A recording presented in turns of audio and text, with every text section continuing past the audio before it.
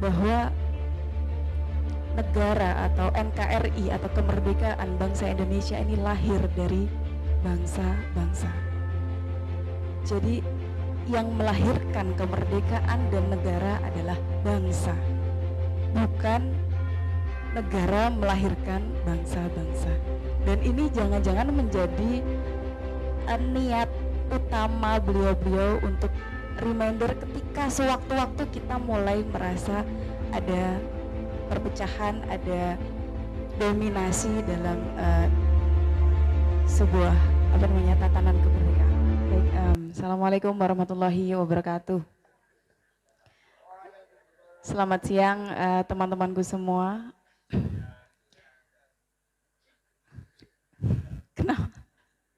Bingung aku tunggu Yudewi. Baik, sejujurnya saya bingung mau memulai dari mana karena pada siang hari ini saya ditempatkan sebagai sastrawan yang sebenarnya itu adalah, ya kalian tahu sendiri itu bukan sesuatu hal yang mudah dan ringan untuk kemudian ditulis di belakang nama kita. Tapi baik, saya akan mencoba percaya diri sebagai seorang sastrawan hanya untuk siang hari ini. Tugas utama seorang sastrawan adalah gelisah, adalah patah hati, adalah sakit, adalah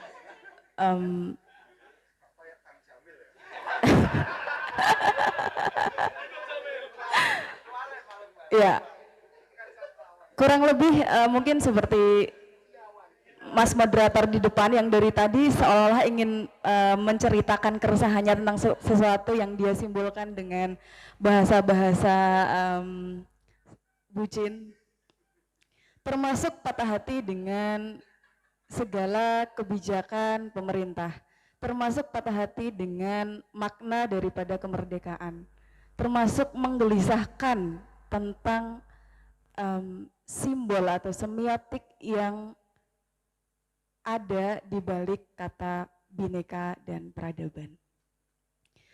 Pertanyaan saya hanya satu, kenapa pada waktu itu semboyan dalam perjuangan kemerdekaan Indonesia, moto atau semboyannya adalah Bhinneka Tunggal Ika. Di sini saya tidak akan membedah makna daripada Bhinneka Tunggal Ika, tapi saya ingin membagi kegelisahan saya tentang, saya anggap ini sebagai sebuah semiotik dari para pejuang. Kenapa? Soekarno, juga Muhammad Yamin yang kita tahu dia adalah seorang sastrawan besar, dia seorang prosais, dia juga menulis banyak naskah drama, dan sekaligus dia salah satu yang menyusun Sumpah Pemuda. Atau Soekarno seperti yang teman-teman tahu, sebelum dia menjadi seorang presiden, dia adalah seorang penulis naskah drama. Banyak sekali karya-karya beliau. Atau mungkin Amir Hamzah, yang mungkin teman-teman waktu SD pernah dapat mata pelajaran di sastra Indonesia tentang penerbit Pujangga Baru. Ya, Amir Hamzah adalah pendiri dari majalah Pujangga Baru. Nah, ini menjadi pertanyaan besar saya. Mereka adalah orang-orang yang sangat berkapasitas, sangat punya potensi untuk sekedar menyusun semboyan ataupun moto. Tapi kenapa semboyan dan moto itu diambil dari kutipan yang ada di dalam kitab Soma karya Empu Tantular di zaman kerajaan Majapahit abad 14 kalau saya tidak lupa. Kenapa harus diambil dari kutipan kitab itu yang menurut Mas Lukman itu sudah 1000 tahun sebelum kemerdekaan, atau sampai hari ini, gitu. Kenapa? Itu menjadi kegelisahan saya ketika kita membahas Bhinneka Tunggal Ika. Meskipun begitu, setidaknya kita bisa berangkat dari kesadaran awam. Jangan-jangan Bhinneka Tunggal Ika ini sebenarnya memang secara naluriah tanpa dipelajari itu ada dalam diri kita sebagai manusia. Saya baru menyadari hal itu 5 menit yang lalu ketika saya melihat adik-adik Al-Banjari. Dia mencoba untuk beradaptasi minum kopi. Satu tegukan pertama dia kepahitan. Saya mengamati betul. Kemudian tegukan kedua dia mulai merasa nyaman. Oh mungkin ada manisnya. Tegukan ketiga, keempat, dan kelima sampai mungkin sekarang, mungkin sudah sampai segini ya Mbak. Iki menawa. Bineka tuh di sini mungkin.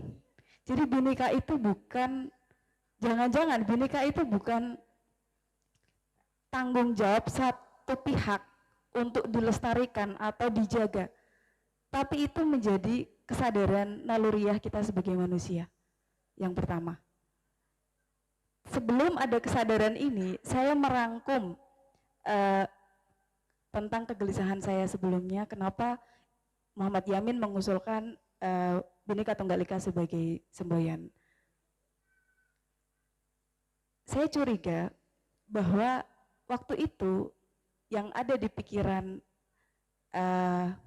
para pejuang dalam menyusun Sumpah Pemuda dan Kongresnya, yang ingin disampaikan kepada kita sampai hari ini adalah bahwa negara atau NKRI atau kemerdekaan bangsa Indonesia ini lahir dari bangsa-bangsa.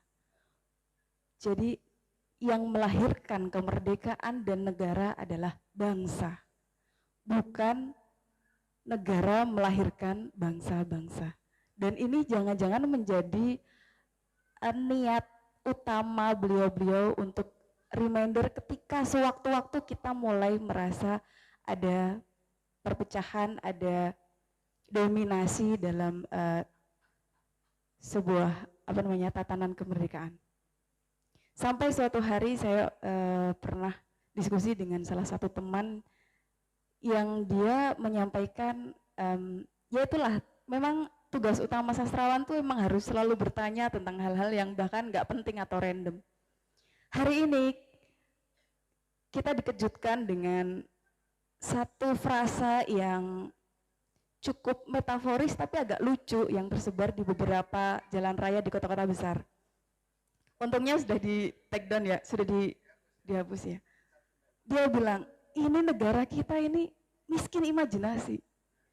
Praktik politik kita ini kering. Dia menyampaikan seperti itu. Seolah-olah ada dua kubu dalam kemerdekaan kita, yaitu kemerdekaan bangsa Indonesia atau kemerdekaan negara Indonesia. Padahal seharusnya mereka menjadi, bukan mereka, seharusnya kita satu. Tapi yang terjadi hari ini adalah dua frasa itu yang kemudian muncul dalam dilematis beberapa teman-teman yang tadi saya ceritakan. Jadi memang pada siang hari ini saya tidak punya banyak hal yang dibagi kecuali keresahan-keresahan yang barusan saya sampaikan. Seperti itulah. Gitu. Jadi yang terpenting menurut saya dari refleksi tentang kemerdekaan Indonesia, termasuk juga kita menjunjung tinggi semboyan itu Bhinneka Tunggal Ika, adalah untuk kembali pada jati diri kita sebagai bangsa. Jadi bagaimana cara kita mengembalikan diri saklumrahe, senatural mungkin, dan tentu pengaruh literatur-literatur yang itu di luar dari kita, termasuk literatur barat. Tapi bagaimanapun kita jauh berlari, kita akan tetap kembali pulang. Seperti dan ada salah satu kutipan yang dalam beberapa hari ini membuat saya kembali membangun spirit itu adalah kutipannya bahasa Inggris tapi kurang lebih terjemahannya, ketika kita mengedepankan individualitas, maka yang lahir dari sikap itu adalah konflik.